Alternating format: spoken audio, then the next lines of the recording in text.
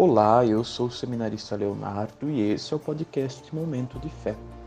Muitas vezes no caminho do seguimento ao Senhor, nós costumamos falar, pensar ou sentir: eu estou passando por uma tempestade. Para falar que nós estamos passando por uma situação difícil, uma dificuldade.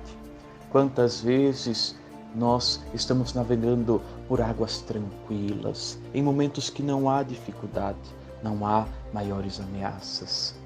Mas às vezes nós sentimos que o barco está afundando, que existe uma tempestade que nos atingiu, que atingiu a nossa família, que atingiu a nossa casa, uma onda brava, que quer nos levar, quer nos afogar. O mar da nossa vida está cheio de perigos, de ameaças que muitas vezes temos dificuldades de se defender ou de aceitar.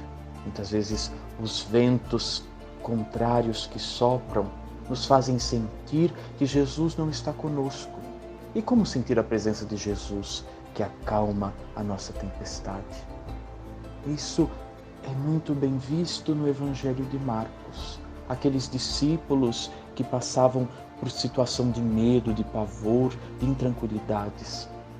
Faz com que Marcos comparasse àquela comunidade, aqueles discípulos no barquinho perdido no mar da vida, sendo atingidos por fortes ventos, impedidos de chegar ao porto. O mar pode ser considerado a morada dos monstros, dos poderes da morte, lá onde que a vida é frágil, está em constante perigo. Para os discípulos, Jesus parece estar dormindo, pois não aparece nenhum poder divino para salvá-los. Mesmo estando com Jesus, as ondas são fortes, a água entra no barco. E assim o evangelista nos mostra, nos dá também uma resposta. Quer abrir os nossos olhos e mostrar que o contrário da fé não é incredulidade, mas sim o medo. E o medo que nos impede de compreender Jesus como o Senhor de nossa vida, o Jesus que triunfa sobre a morte, o Senhor da morte. Jesus é o vencedor. Não há motivo para temer. Jesus acalma a tempestade. Ventos fortes, mar agitado, ondas, são símbolos de agitação, que também os discípulos se recordavam das dificuldades que eles enfrentavam. Eles eram pescadores experientes. Se eles achavam que iam afundar, então a situação estava grave, o vento estava forte, o mar estava bravo. A barca, que era um símbolo de navegar para aqueles pescadores, hoje também é o símbolo da comunidade, da nossa igreja, sente que está navegando. Jesus está nela, mas Jesus continua dormindo. Um sono profundo que não é somente sinal de cansaço, mas é a expressão da confiança tranquila que ele tem em Deus. Olha que belo contraste.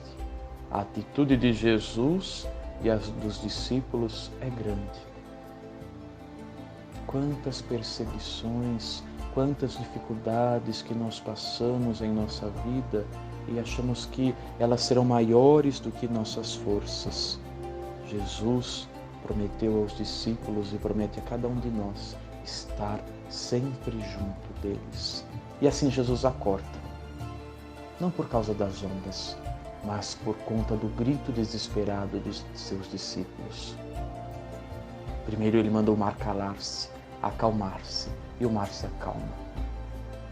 Não que a ordem de Jesus tenha efeitos mágicos, mas o essencial é mostrar que Jesus é uma presença que vence os poderes do mal, traz de novo a coragem, a confiança para os seus discípulos. Como está a nossa confiança no Senhor? Como está a nossa coragem? E o Senhor continua aos discípulos e continua hoje a cada um de nós. Por que vocês têm medo? Ainda não têm fé? A impressão é que, se não se acalmar o mar, ainda continua no perigo. É como quando chegamos em casa, numa casa, e o cachorro late. Ao lado do dono ele late. Não precisa ter medo. O dono está lá, vai controlar a situação. O episódio da passagem do mar nos recorda também a passagem no meio do mar pelas águas no Êxodo. Jesus nos faz passar pelo mar, mas nós precisamos ter fé, ter confiança. Quem é aquele homem que até o mar e os ventos obedecem? Foi uma inquietação dos discípulos e deve ser uma inquietação para a nossa vida.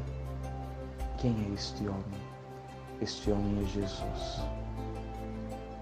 Que possamos nós conhecer a Jesus, confiar em Jesus e saber que o Senhor está ao nosso lado. Ele manda a nossa tempestade acalmar, manda os mares pararem de se agitar. Confie no Senhor, confie no Senhor.